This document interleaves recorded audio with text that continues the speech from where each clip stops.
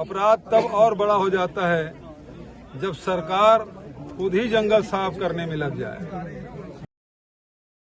इसमें हमारी सरकार के द्वारा व्यक्तिगत पट्टे भी दिए गए। जंगल में केवल वन विभाग के अनुमति के बिना आप पैर भी नहीं रख सकते। उनको सुरक्षा प्रदान करें कि जंगल काटो जंगल, तो बिना विष्णुदेव के निर्देश के बिना तो हो नहीं सकता। तो मुख्यमंत्री जी से ही सवाल है। रायगढ़ के तमनार ब्लॉक के जंगलों में कोयला खनन के लिए धड़ल्ले से पेड़ों की कटाई की गई। जिस कोयला खदान के लिए पेड़ों को काटा गया उसे अडानी ग्रुप संचालित करेगा। ग्रामीणों ने बताया कि 26 और 27 जून को 5000 से ज्यादा पेड़ों की कटाई की गई। ग्रामीण इसका पुरजोर विरोध कर रहे हैं और पुलिस द्वारा उन्हें गिरफ्तार भी किया जा रहा है। ऐसे में ग्रामीणों का समर्थन करने खुद पूर्व मुख्यमंत्री भूपेश बघेल तमनार पहुंचे। उनके साथ 20 से अधिक कांग्रेस विधायक भी मौजूद रहे। बघेल ने दावा किया कि स्थानीय ग्राम सभा की अनुमति के बिना वनों की कटाई की जा रही है। उन्होंने राज्य सरकार पर आदिवासियों के अधिकारों को दबाने और कोयला खदानों को उद्योगपतियों को सौंपने का आरोप लगाया।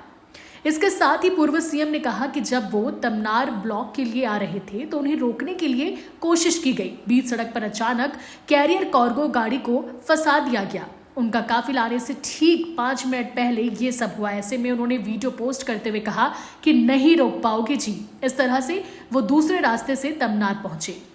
बता दें कि गारे पालमा सेक्टर 2 कोयला ब्लॉक के संचालन के लिए पिछले सप्ताह तमनार तहसील के मुड़ा गांव और सरी टोला गांवों के बीच एक वन क्षेत्र में पेड़ों की कटाई शुरू की गई थी। ये खदान महाराष्ट्र राज्य विद्युत उत्पादन कंपनी लिमिटेड को आवंटित है और एमडी अडानी समूह के पास है। ऐसे में कांग्रेस का कहना है कि भाजपा सरकार अडानी समूह को फायदा पहुंचाने के लिए हसदेव से लेकर तमनार तक पेड़ों की कटाई कर रही है। सुनिए उन्होंने क्या कुछ कहा।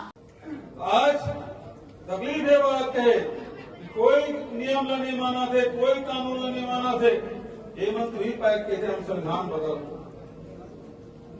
बदले बात काबर गए थे ताकि कांग्रेस संविधान बना के, चाहे वो पेशा कानून हो, चाहे वो रोजगार प्राप्त करे मनरेगा के कानून हो, शिक्षा प्राप्त करे के कानून हो, सब कानून बनाए।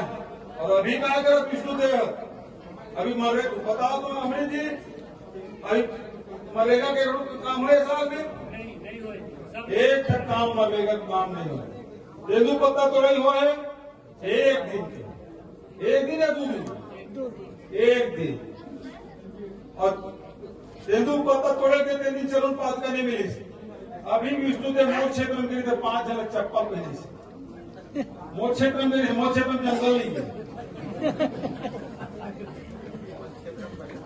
है ना। और तेंदु पत्ता तोड़े 1 महीना ऊपर हो गए, पैसा भी नहीं मिला और चप्पल अभी मांगा था। दूसरा महत्वपूर्ण बात, आज हमारा जब स्कूल खोले रहे, हमारे पुरखा मना स्कूल खोलना है। आज 10,400 से अधिक स्कूल बंद कर दे हैं।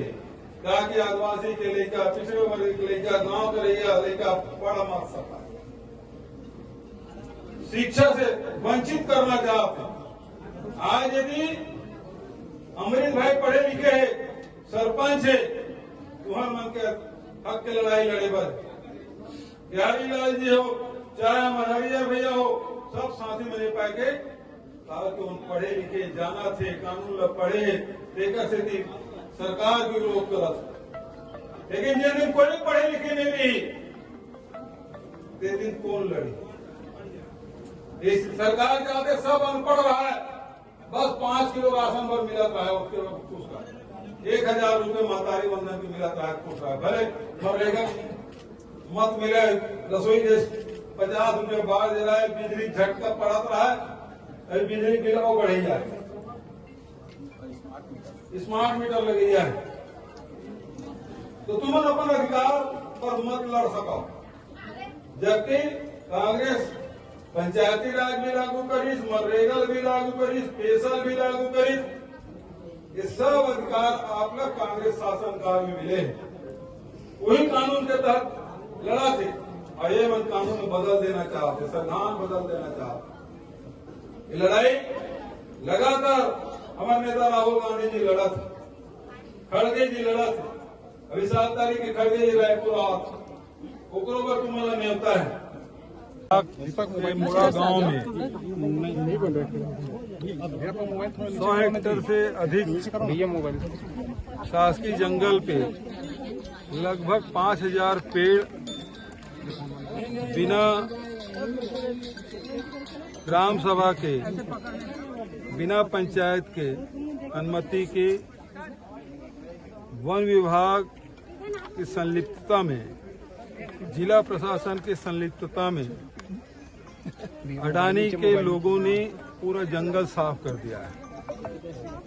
बरसात में वैसे भी जंगल में प्रवेश निषेध होता है।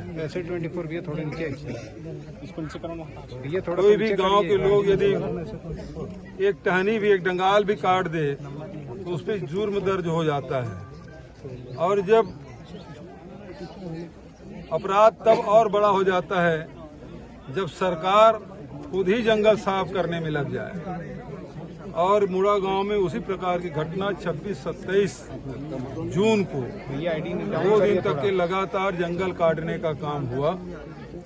इसके विरोध में पूरे गांव के लोग खड़े हो गए हैं, पूरे ब्लॉक और जिले के लोग खड़े हुए हैं और प्रदेश के लगभग 2 दर्जन विधायक, पूर्व विधायक सब आके गांव वालों को समर्थन कर रहे हैं कि जो जंगल कटाई वो है वो पेशा कानून के विपरीत है, एनजीटी के नियमों के विपरीत है, वन और पर्यावरण नियमों के विपरीत है।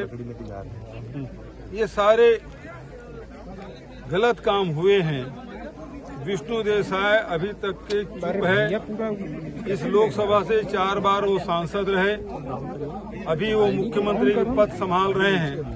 और आदिवासियों के द्वारा जो संरक्षित वन है, इसमें हमारी सरकार के द्वारा व्यक्तिगत पट्टे भी दिए गए और सामुदायिक पट्टे भी दिए गए।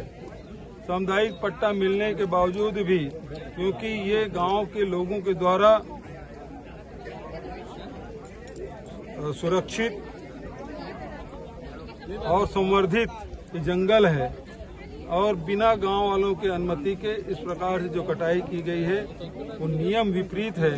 और विष्णु देसाई से हम पूछना चाहते हैं, इस मामले में जो जिला प्रशासन के लोग, पुलिस प्रशासन के लोग, वन विभाग के लोग की जो संलिप्तता रही है और जो अडानी के जो गुंडे थे आके यहाँ कटाई किए और उनके इशारे पर यहाँ के जनप्रतिनिधि, चाहे वो सरपंच हो, चाहे विधायक हो, चाहे इसके विरोध में, जंगल काटने के विरोध में जो भी खड़ा हुआ उसे गिरफ्तार किया गया। तो इनके खिलाफ क्या कार्रवाई कर रहे हैं, सबसे महत्वपूर्ण बात है। सर, अभी आपके आने की सूचना मिली है, जैसे पेड़ों को लगातार यहाँ से उठाया गया, जबकि उमेश पटेल साहब बोले थे कि कटे पेड़ को उठाना नहीं है। थोड़ा सा करिए ना। ये जंगल में केवल वन विभाग के अनुमति के बिना आप पैर भी नहीं रख सकते, क्योंकि ये जो समय है आप देख लीजिए, कान्हा के इसलिए में हो, चाहे बांधवगढ़ हो, चाहे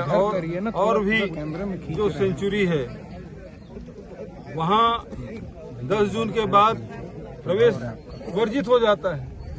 तो यहाँ 26 और 27 जून को यहाँ कैसे जंगल में घुस गए? और वन विभाग के कर्मचारी नहीं, अडानी के लोग और 2000 पुलिस